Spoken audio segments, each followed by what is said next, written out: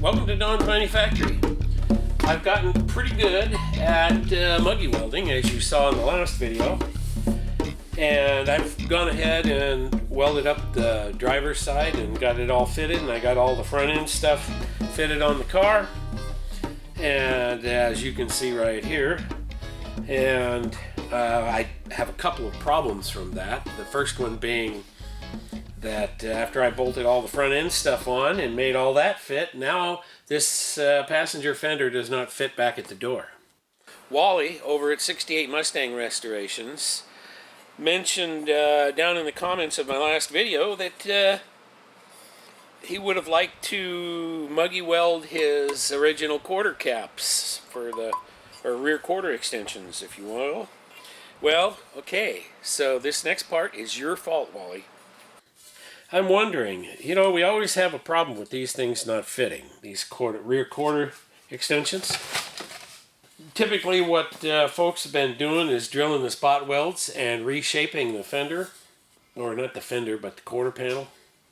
On my car, I have OEM quarter extension, I have an OEM quarter panel, never damaged, and this has never fit since I've owned the car.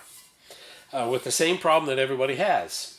So even though they're being corrected by bowing the fender out, or the quarter panel out, I was thinking I might try a different method. Slit this quarter cap, then heat it and bow it in, and then muggy weld it up, sand it off, and it'll fit perfect. It'll possibly work. Possibly. I'll just put it on time lapse so you guys can watch, and then, you know, I'll probably screw up a perfectly good $60 quarter extension, but who knows, this may be a valid way of doing it. Hard to say. Okay, this thing is not easy to hold steady, but I just needed a way to hang on to it while I cut it with the hacksaw. You can see me disappear there while I'm going back to test fit it, and I'm just sort of beating and bending it. After that, I have to take the Dremel tool and dress the edges of the slice so that the muggy weld has something really clean and rounded and roughed up to stick to. So that was it. Just get her muggy welded up. I overheated it a bit. The weld sagged through the joint, and I had to kind of go back and refill. But other than that, it went okay, and you can see me there. I'm polishing and shaping and more test fitting. Oh, now I'm just cleaning up. Well, good for me. It needed just a touch of body filler to smooth it out. See, you can see I slid it all the way up to there, and then I reshaped it, and then muggy welded.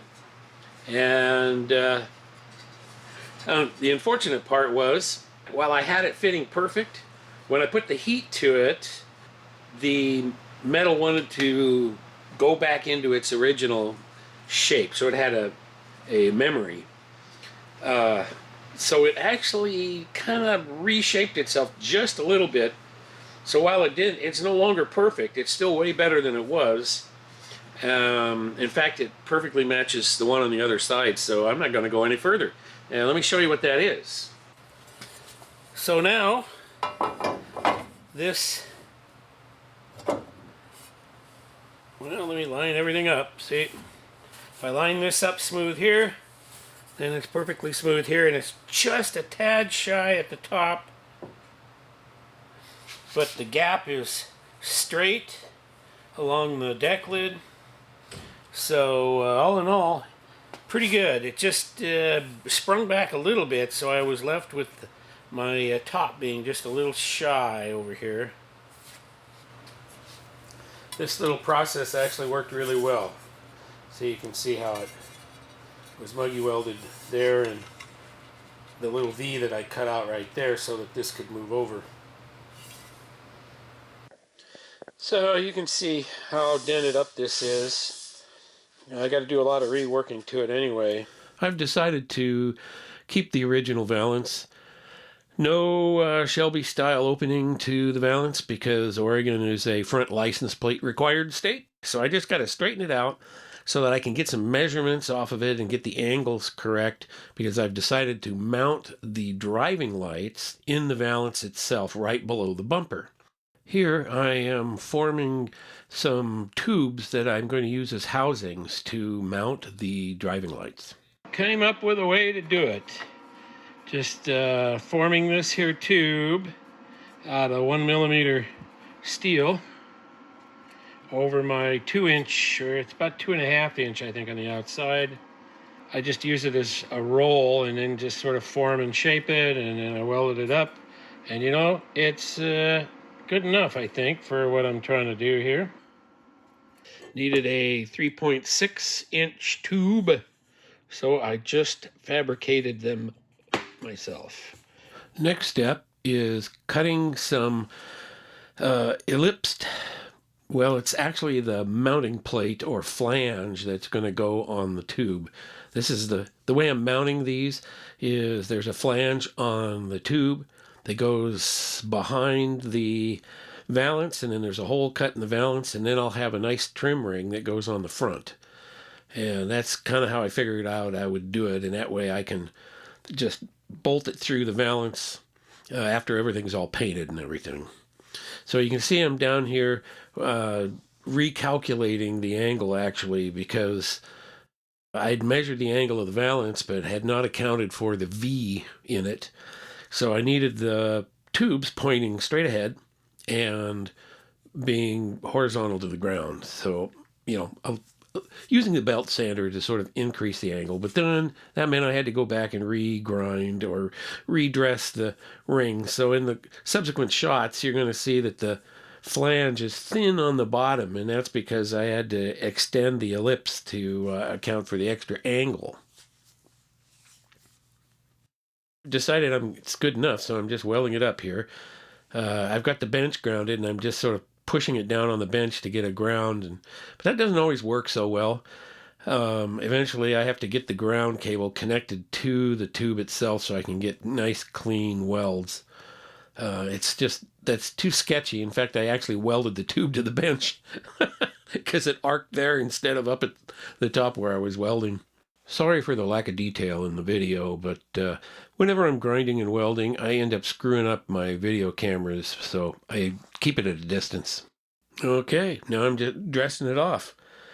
Lots of, I have to grind this up clean because these are going to have body color painted on them, so I'll be putting filler in there and making them look real nice and everything, so that although, at that angle, nobody's going to see it. It's so far down under. But I would know that it was crappy if I didn't take care of it. All right, there it is. Hey, looks good, huh? Final cleanup, final check for angles, and hey, time to move on to the next one. Except I have to stop and play with the light first.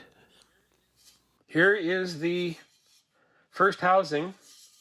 Welded up pretty nice. It's really nice and flat. It's got the right angle to it.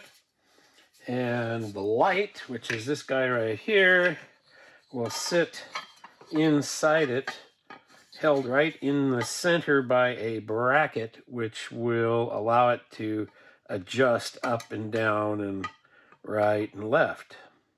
I've got the two tubes welded up. One's longer than the other, but that doesn't matter. I have to cut them. They'll be cut shorter than that when they're in the car. Anyway, I had to cut extra angle on them because the valance is not only sloped under the bumper there, but it's also V'd out like the bow of a boat. And so to accommodate that angle, I decided I would just rotate the tubes like this, and then it accounts for the V and the slope.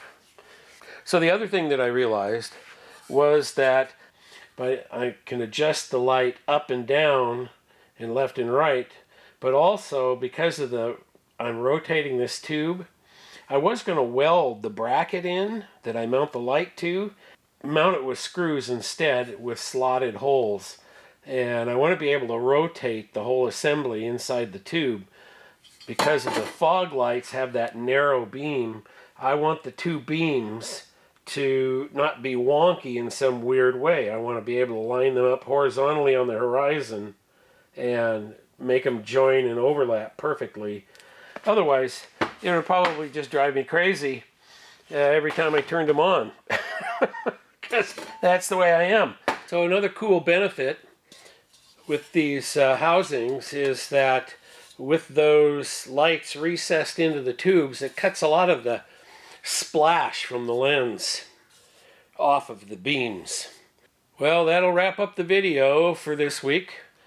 We've got nothing but freezing weather and snow coming. You know, it's still February, so geez, last year we had snow in April. I'm still not anticipating painting the car until March. So, thanks for watching Don's Manufactory, and I'll catch you later.